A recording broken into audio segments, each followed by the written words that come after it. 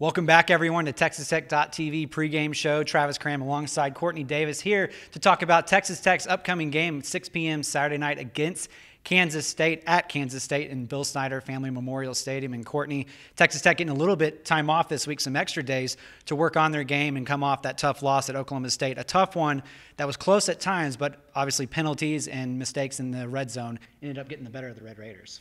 I think what you take away from that game is it was yours for the taking. Penalties and just unforced errors really are what cost you the game, and Coach Kingsbury's harped on that. The players know that, and I think that's been the huge focus throughout practice this week. Is this has been the MO all year. You don't hurt yourselves, you can win as many ball games. You are as good as you want to be, but if you make those mental errors, it's hard to overcome. You're playing behind the 8 ball the whole game.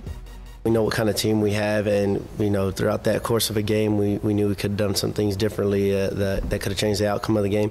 But overall, we know it just starts with ourselves. We've been hurting ourselves a lot, and if we can just get those things corrected, then we can have a great rest of the season. Yeah, some of those mental errors coming in the form of yellow flags on the field. Tech with 16 of those this last game. Kansas State with only 13 all season so far. A well-disciplined Bill Snyder team like we've come to expect in the past. Coach Kingsbury talked a little bit about being more disciplined themselves this week as Courtney visited with him on Monday. In a typical K-State fashion, not a lot of mistakes, not a lot of penalties. They do like to control possession. What do you do to disrupt that? Just try to get them off schedule, and they're tough because, like you said, they don't make mistakes. They make you earn everything on offense, and then defensively they're going to try to pound you and take what you give them. So it's a very well-coached team, and we have to match their execution.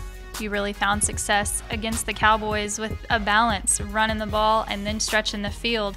How important has that development been? It's been good.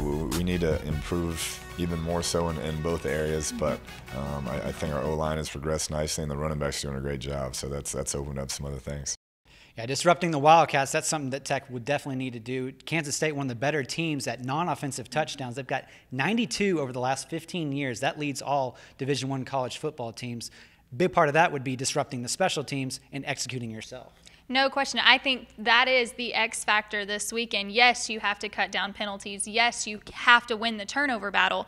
But between two of the most explosive players in the Big 12, you've got Jakeem Grant for the Red Raiders, who should have housed a kickoff last week if it wasn't for a yellow flag.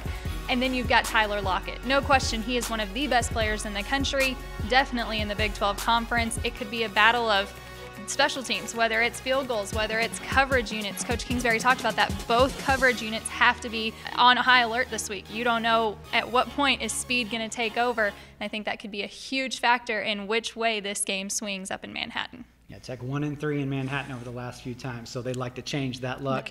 You'll be able to see it at 6 p.m. on ESPNU, and then you can also check back at TexasTech.com and TexasTech.tv after the game for the full recap and highlights. For Courtney Davis, I'm Travis Cram. We'll see you next time here on TexasTech.tv.